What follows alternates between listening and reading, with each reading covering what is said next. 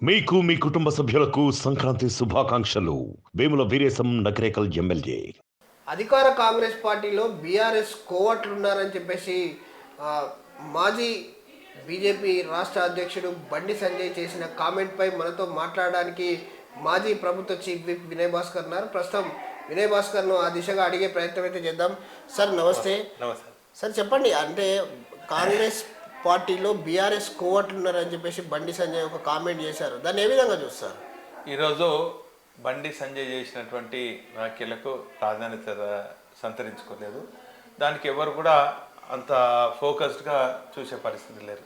ఎందుకంటే గతంలో కూడా ఆయన అనేక పొంతలు లేని ప్రకటనలు చేసి ఏదో మీడియా పరంగా అట్రాక్ట్ కావాలని మరి మొన్న ఓటమి పాలు అయిండు.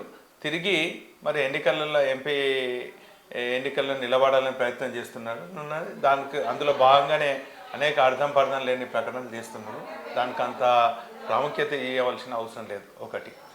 రెండోది, కేసీఆర్ గారు ప్రజాస్వామ్యాన్ని నమ్ముకొని ఈరోజు ప్రజలు ఇచ్చినటువంటి తీర్పును గౌరవిస్తూ మరి ఈరోజు ప్రతిపక్ష స్థానంలో కూడా కూర్చోవాలి, ప్రతిపక్షంలో ఉండి కూడా ప్రజల పక్షాన పోరాడాలని చెప్పడం జరిగింది.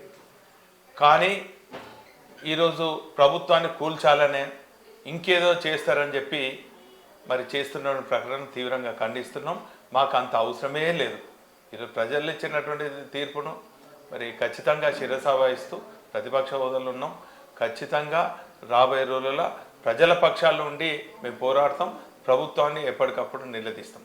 తర్వాత రామాలయం గురించి, అయోధ్యలో ఆలయం గురించి ప్రస్తావించడం జరిగింది. ఈరోజు యావత్ తెలంగాణ ప్రజలకు అందరికి కూడా తెలుసు, కేసీఆర్ గారు అంత గొప్ప భక్తుడు మరి తెలంగాణలో లేరు.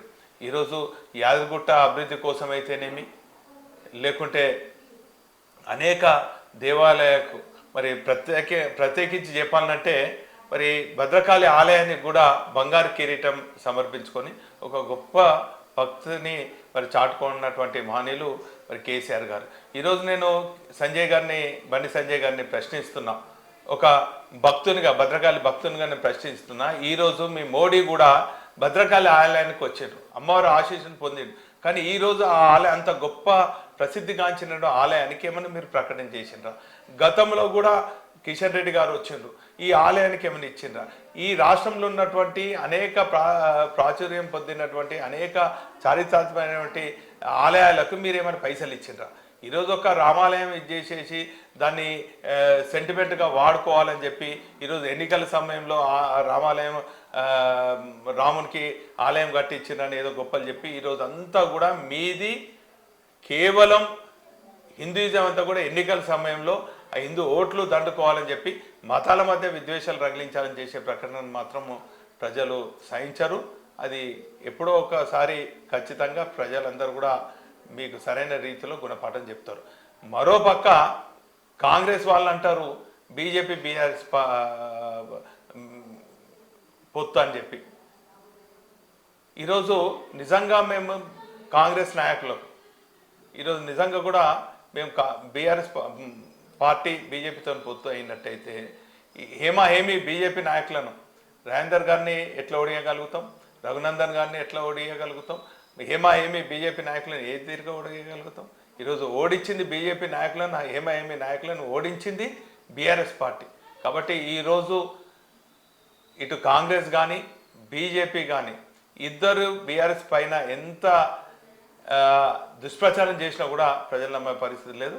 ఖచ్చితంగా ఒకే ఒకటిగా బయలుదేరి ఈరోజు 60 ఏళ్ళ తెలంగాణ ప్రజలను కలను ఏ తీరుగైతే కేసీఆర్ గారు గాంధీ మార్గంలో శాంతియుతంగా మరి సాధించినటువంటి తెలంగాణలో కూడా అంబేద్కర్ గారి ఆలోచన విధానంతో పేద బడుగు బలహీన వర్గాల అభ్యున్నతి కోసం ఏదైతే పథకాలు పెట్టిండో ఈరోజు దేశవ్యాప్తంగా కూడా ఆ పథకాలు కావాలంటున్నారు. ఏదేమైనప్పుడు కూడా ఈరోజు బండి సంజయ్ గారు గుర్తుంచుకోవాలి, బీజేపీ ఒకప్పుడు ఎన్నండి కేవలం దేశంలో రెండు పార్టీలు. ఈరోజు బీఆర్ఎస్ గురించి కేసీఆర్ గురించి మాట్లాడే నైతిక అర్హత బండి సంజయ్ గారు లేదు. ఖచ్చితంగా మరి ఈ టీఆర్ఎస్ పార్టీ స్థాపించిన నాటి నుండి నేటి వరకు మరి ఇటువంటి అనేక అవరోధాలు కానీ అనేక ఒడిదుడుకులు కానీ కేసీఆర్ గారికి టీఆర్ఎస్ పార్టీకి బీఆర్ఎస్ పార్టీకి కొత్త కాదు. ఖచ్చితంగా మళ్ళా రాబోయే రోజులలో పార్లమెంట్ ఎన్నికల్లో కానీ ఆ తర్వాత జరిగే స్థానిక ఎన్నికల్లో కానీ కేసీఆర్ గారి నాయకత్వంలో బ్రహ్మాండంగా పంచుకుంటాం. మాకు అంత ఆత్మవిశ్వాసం ఉంది. ప్రజల పక్షాన పోరాడతాం. ఖచ్చితంగా కాంగ్రెస్ ఈ రాష్ట్రంలో 420 హామీలు ఇచ్చి అమలు చేయలేని నిస్సాయ స్థితిలో ఉన్నారు. ఖచ్చితంగా వాళ్ళు అన్నట్టు 100 రోజులు వేచి చూస్తాం. వేచి చూసిన తర్వాత ప్రజల పక్షాన పోరాడతాం. ఖచ్చితంగా రాబోయే రోజుల్లో తెలంగాణ ఈరోజు బండి సంజయ్ గారు అంటుండ్రు అత్యధిక శాతం బీజేపీ పార్లమెంట్ స్థానాలు మరి బీజేపీకి ఇచ్చినట్టయితే నిధులు ఇస్తాను. ఈరోజు బండి సంజయ్ గారిని తెలంగాణ ప్రజల పక్షాన నేను ప్రశ్నిస్తున్నా. 10 ఏళ్ళు మీరు కేంద్ర ప్రభుత్వంలో ఉన్నారు. మా దగ్గర నుంచి ఈ రాష్ట్రం నుంచి పోయినటువంటి నిధులకే మాకు సరిగా వాటర్ రాని నిస్సాయితీలు ఉన్నారు. ఇంకేం అభివృద్ధి చేస్తాం? ఈరోజు తెలంగాణకు న్యాయం జరగాలన్నా కేంద్రం నుంచి నిధులు రావాలన్నా కూడా కేవలం బీఆర్ఎస్ పార్టీ పార్లమెంట్ సభ్యులే ఖచ్చితంగా తెలంగాణ ప్రజల పక్షాన పోరాడతారు. తెలంగాణకు కావాల్సిన నిధులు తీసుకొస్తారు. అదేవిధంగా విభజన చట్టంలో ఉన్న హామీలను నెరవేర్చాలే. వరంగల్కు రావాల్సిన కోచ్ ఫ్యాక్టరీ కానీ బయ్యారంలో ఉక్కు ఫ్యాక్టరీ కానీ ఇవన్నీ కూడా సాధించాలంటే అది బీఆర్ఎస్ పార్టీ పార్లమెంట్ సభ్యుల కేసీఆర్ గారి నాయకత్వంలో సాధించగలుగుతారని ఈ సందర్భంగా తెలియజేస్తాను. నిధుల విషయంలో కానీ ఏమైనా విషయంలో కానీ ఇంకే విషయంలో కూడా తెలంగాణ న్యాయం జరగాలంటే అది కేసీఆర్ గారి నాయకత్వంలో మరి పార్లమెంట్ సభ్యులు బీఆర్ఎస్ పార్టీ పార్లమెంట్ సభ్యులే చేయగల సత్తా సామర్థ్యం మరి మాకే ఉందని ఈ సందర్భంగా తెలియజేస్తాను. మొన్న జరిగిన అసెంబ్లీ ఎన్నికల్లో కాంగ్రెస్కు కేసీఆర్ వెనుకాల నుంచి పెట్టుబడులు పెట్టాడు. ప్రస్తుతం పార్లమెంట్ ఎన్నికల తర్వాత ఈ ప్రభుత్వం కూలిపోనుంది. ఆ దిశగా కేసీఆర్ అడుగులు వేస్తున్నాడు. ఇప్పటికే అసెంబ్లీ ఎన్నికల్లో చాలామంది కాంగ్రెస్ నేతలకు పెట్టుబడి పెట్టి గెలిపించుకున్న సందర్భాలున్నాయి. పార్లమెంట్ ఎన్నికల తర్వాత అవన్నీ కూడా బయటపడతాయి. ఈ ప్రభుత్వం కూల్చడంలో కేసీఆర్ని మించిన వాడు లేడని చెప్పేసి బండి సంజయ్ అంటున్నాడు. ఏమంటారు మీరు? ఈరోజు ప్రజాస్వామ్యాన్ని కూని చేసి ప్రభుత్వాన్ని దేశంలో ఉన్నటువంటి అనేక రాష్ట్రాలలో మరి ప్రభుత్వాలను కూలదోసినటువంటి నీచమైనటువంటి చరిత్ర ఎవరికి ఉన్నదో తెలుసు. అది బీజేపీ కేంద్రంలో ఉన్నటువంటి బీజేపీ మోడీ అమిత్ షా ప్రభుత్వాలు మరి దేశంలో ఉన్నటువంటి అనేక రాష్ట్రాలలో ఉదాహరణకు మహారాష్ట్రలో ఉన్నటువంటి శివసేనను చీల్చి ఏం చేసిండ్రో మీ అందరికి కూడా తెలుసు. అనేక రాష్ట్రాల్లో ఉన్నటువంటి ప్రభుత్వాలను ప్రజాస్వామ్యంగా ఎన్నికైనటువంటి ప్రభుత్వాలను కూలదోసినటువంటి నీచమైనటువంటి చరిత్ర బీజేపీ ఉంది. అటువంటి చర్యలకు కేసీఆర్ గారు కానీ బీఆర్ఎస్ పార్టీ పోదు. మేము ఖచ్చితంగా మాకు అధికారం ఉన్నప్పుడు కూడా అనేక అభివృద్ధి కార్యక్రమాలు చేసినాం. ఇప్పుడు ప్రతిపక్ష హోదా మా పార్టీకి ఇచ్చారు. ఖచ్చితంగా మేము ప్రజల పక్షాన ఉండి పోరాడతాం తప్ప అప్రజాస్వామికంగా ఏ ప్రభుత్వాన్ని కూలదోసే చర్య కేసీఆర్ గారు కానీ బీఆర్ఎస్ పార్టీ చేయరు. మేము ప్రజాస్వామ్యంలో గెలిపోవటం సహజము. ప్రజలు ఇచ్చినటువంటి తీర్పును శిరసా వహించాలి, అది ఏ పార్టీ అయినా కూడా. మరి అందుకే కేసీఆర్ గారు ఆ రోజే చెప్పిండ్రు మేము ప్రతిపక్ష హోదాకు ఇచ్చిండ్రు, మేము ఖచ్చితంగా ప్రతిపక్ష హోదాను ఖచ్చితంగా ప్రజల పక్షాలు ఉండి మేము పోరాడతామని చెప్పడం జరిగింది. ఖచ్చితంగా వీళ్ళు ఇచ్చినటువంటి కాంగ్రెస్ 420 ఇచ్చిన హామీలను నెరవేర్చే వరకు వారు ఖచ్చితంగా వారి వెంట పడతాం. అంటే కేసీఆర్ అంటేనే ఒక కుట్రపూరిత రాజకీయానికి తెరలేపుతాడు. ఆయనకు చట్టం తెలియదు, రాజ్యాంగం తెలియదు, ఏది తెలియదు. కానీ ఆయన అనుకున్న పని చేయాలి అంటే ఇలాంటి కుట్రలకు తెరలేపుతాడు అని చెప్పేసి మాట్లాడడం జరిగింది. ఏమనుకుంటారు? ఈరోజు కుట్రలు కుతంత్రాలు ఏ పార్టీలో జరుగుతాయి, ఎవరు చేస్తారనేది చాలా సందర్భాలలో చాలా సంఘటనలో దేశంలో ఉన్నటువంటి ప్రజలందరూ కూడా గమనించారు. ఈరోజు ప్రజాస్వామ్యాన్ని గాంధీ మార్గాన్ని నమ్ముకొని మరి పోరాడి 60 ఏళ్ళ తెలంగాణ ప్రజలను మరి కళను నిజం చేసినటువంటి ఏకైక నాయకుడు మరి కేసీఆర్ గారు. కాబట్టి మాకు కుట్రలు చేయాల్సిన అవసరం లేదు, కుతంత్రాలు చేయాల్సిన అవసరం లేదు. ఖచ్చితంగా మాకు ఇచ్చినటువంటి ప్రజా తీర్పును గౌరవిస్తూ ప్రజల పక్షాన పోరాడుతాం. మొన్న మీ వర్కింగ్ ప్రెసిడెంట్ సమక్షంలో బీఆర్ఎస్ హైదరాబాద్ ప్రగతి భవన్ వేదికగా ఒక సమావేశం, వరంగల్ పార్లమెంటుకు సంబంధించినటువంటి ఒక సమావేశం జరిగింది. ఆ సమావేశంలో మీ వర్కింగ్ ప్రెసిడెంట్ కేటీఆర్ ఒక నిర్ణయం తీసుకున్నాడు. వరంగల్ అంటేనే బీఆర్ఎస్కు అడ్డాగా చెప్పారు, హ్యాట్రిక్ కొట్టబోతున్నామంటారు. ఏ విధంగా ఉండబోతుంది రేపు జరగబోయే పార్లమెంట్ ఎన్నికల్లో? ఖచ్చితంగా అండి, రాబోయే రోజులలో ఇప్పటికే ప్రజల్లో ఒక ఆలోచన వస్తున్నది. తొందరపాటు నిర్ణయం తీసుకొని కొంత మరి నిర్ణయం తీసుకోవడం జరిగింది. ఈరోజు కేసీఆర్ గారు ముఖ్యమంత్రి లేని పరిస్థితిని జీర్ణించుకోలేని పరిస్థితి ఉన్నారు. రాబోయే రోజులలో పార్లమెంట్ ఎన్నికలు ఎప్పుడు వచ్చినా కూడా ఖచ్చితంగా ప్రజల్లో ఒక ఆలోచన మాత్రము ఉన్నది. మరి కేవలం బీఆర్ఎస్ పార్టీ పార్లమెంట్ సభ్యులే తెలంగాణ పక్షాన కేంద్రంలో పోరాడగలుగుతారు, తెలంగాణ హక్కులను కాపాడగలుగుతారు అనేది ఒక ఆలోచన వచ్చింది. ఖచ్చితంగా ఇప్పుడు మొన్న ఇచ్చినటువంటి తీర్పు కన్నా మెరుగైనటువంటి తీర్పు ఉంటుంది. మా పార్లమెంట్ సభ్యులు అత్యధిక శాతం మేము గెలుచుకుంటాం.